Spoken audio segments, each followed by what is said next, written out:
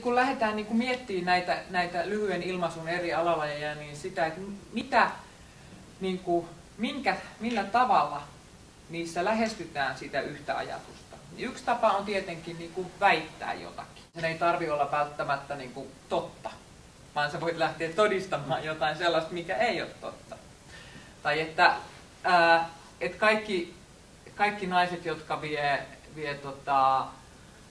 roskia roskikseen, niin muuttuu joka roskiskäynnillä kauniimmaksi. Se voi olla väite. Tai että viemään roskia laittuu 10 kiloa. Niin, näin on. Ja tässä nyt ollaan, toi on todella hyvä. Nyt ollaan hyvän idean äärellä, koska millä lisätään motivaatiota? Siis mitä kaikki ihmiset niinku kelaa vuoden alussa? Miten mä laihtuisin?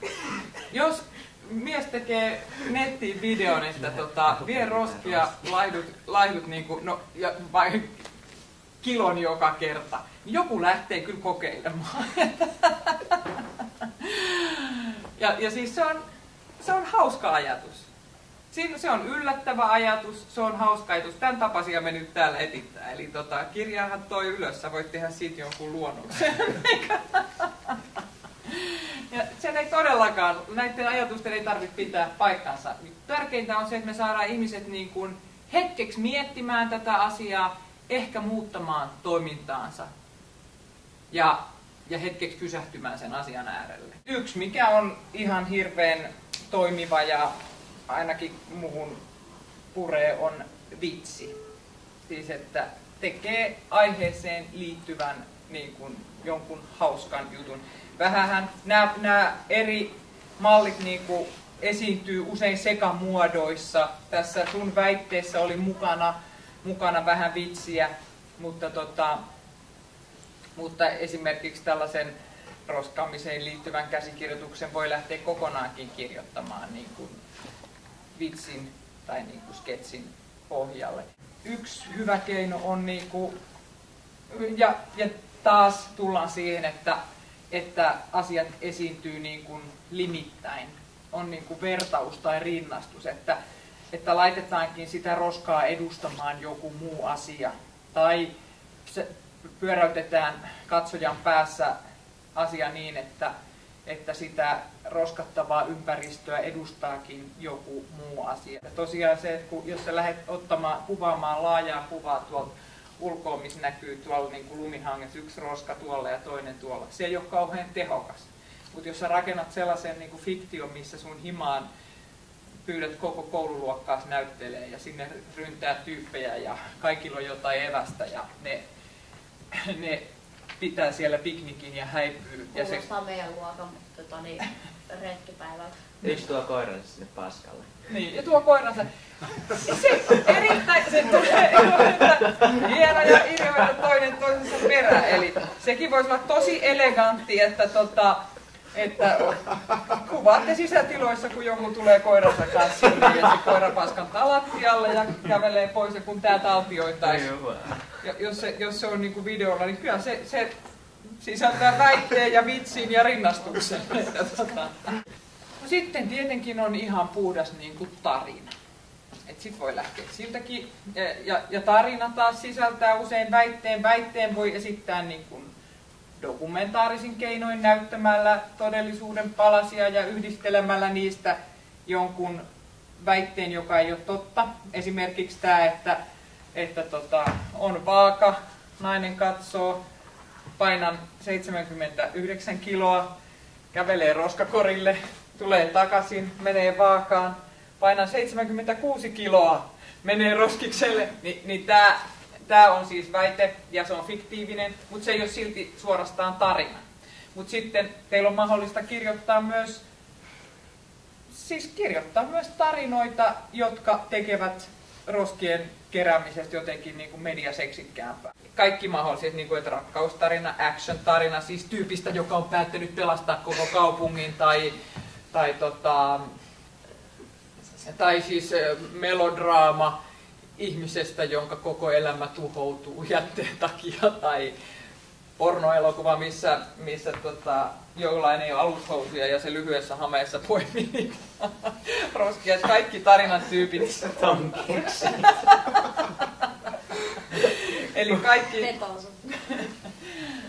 et myös niin kun, kaikki tarinoinnin alalajit ovat myös mahdollisia, mutta tarinaan liittyy siis usein se, että on joku alku, setup, joku tilanne, sitten tapahtuu joku muutos siinä tilanteessa, siitä seuraa jotain ja sitten päädytään jonkinlaiseen lopetukseen. Alku, keskikohta, loppu, asioiden esittely, niiden käsittely, sen pikkutarinan jonkinlaiseen lopputulokseen vieminen. Sitten tuollaisessa lyhyessä ilmaisuus, niin mä haluaisin tuoda vielä ihan siis sellaisen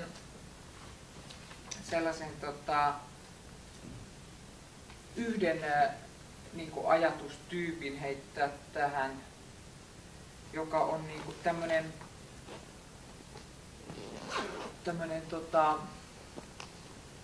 elementtipari. Se voi olla joku tällainen, että tyyppi menee ihan semmoinen hyvinkin arkinen ja harmaa taltiointi siitä, kuinka tyyppi nostaa hajamielisyyksissään, vaan näkee yhden roskan ja nostaa sen. Ja sitten sille voi tapahtua, siitä voidaan leikata johonkin ihan siitä voidaan leikata johonkin lomavideoon, missä tyyppi makaa jossain biitsillä. Ja sitten se on tavallaan väite, että tämä tekee onnelliseksi, mutta se on myös ihan siis kahden kuvan rinnastus, kahden maailman rinnastus, ja se niin kuin sisältää yllätyksen. Voitaisiin käydä vielä läpi se, että mistä ihmiset yleensä tykkää. Me käytiinkin jonkin verran tuossa, kun kartoitettiin noita ehtoja, joita tämä lyhyt ilmaisu edellyttää. Mutta nyt voitaisiin ottaa niin kuin laajemmin, että mistä te tykkäätte, kun te katsotte esimerkiksi elokuvia? Jos niissä on joku fiksu ja semmoinen selvä juoni, mutta ei kuitenkaan semmoinen ennalta arvottava. Eli sä tykkäät siitä, että sä ymmärrät, mutta et sä saat itse oivaltaa. Eli laitetaan niin, että katsoja tykkää. Pannaan tähän semmoinen otsikko. Mistä muusta te tykkäätte elokuvia katsoessanne? Mä tykkään nauraa, kun saa nauraa. Kyllä jännityskin sitten vielä, mä lisäisin sen siihen. Niin, että kun saa tuntea jonkun tunteen, siis siihenhän liittyy, koska mä tykkään myös itkeä. Eli sisältyykö susta jännitys? No pannaan tähän, että kun saa tuntea tunteen. Kyllä se sisältyy. Itkisin, jos haluaa, niin itkeä. Sitten yksi asia, mikä musta ainakin on kiva, kun pääsee johonkin semmoiseen paikkaan, mihin ei itse pääsisi. Jonkun ihmisen mieleen tai johonkin fyysiseen paikkaan. Pääsee laajentamaan omaa todellisuuttaan. Eli pantaisiko se niin kuin tunnistaa jotain. Koska se voi olla, että tunnistaa jonkun ihmisen käytöksen, että toi toimii ihan niin kuin minä. Tai toi toimii ihan niin kuin mun mies. Tai toihan on ihan niin kuin mun koira. Tai noiden himahan on ihan niin kuin meidän hima. Tai noiden koulussa on just sama meininki kuin meidän koulussa. Niin se on semmoinen ovi, josta katsoja pääsee siihen tarinaan sisälle. Tämä tunnistaminen on tosi tärkeää. Ja näitä kaikkia on mahdollisuus niin kuin toteuttaa myös tuossa pikkumittakaavassa. Vaikka nämä on sellaisia, että oikeasti, että jos mun leffat täyttäisi kaikki nämä, niin mä olisin todella onnellinen. Tämä olisi esimerkiksi, on aika tylsää katsoa tuommoisia ranskalaisia viivoja, missä lukee, että se on havainnollista saada tietää, että jos ei roskattaisi, niin saataisiin 40 konserttia lisää. Mutta hauskempi se tieto olisi saada tarinan muodossa.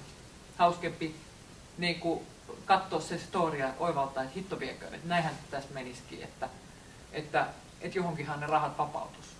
Sen sijaan kun lukisi sen vaan sen tekstin tuolta.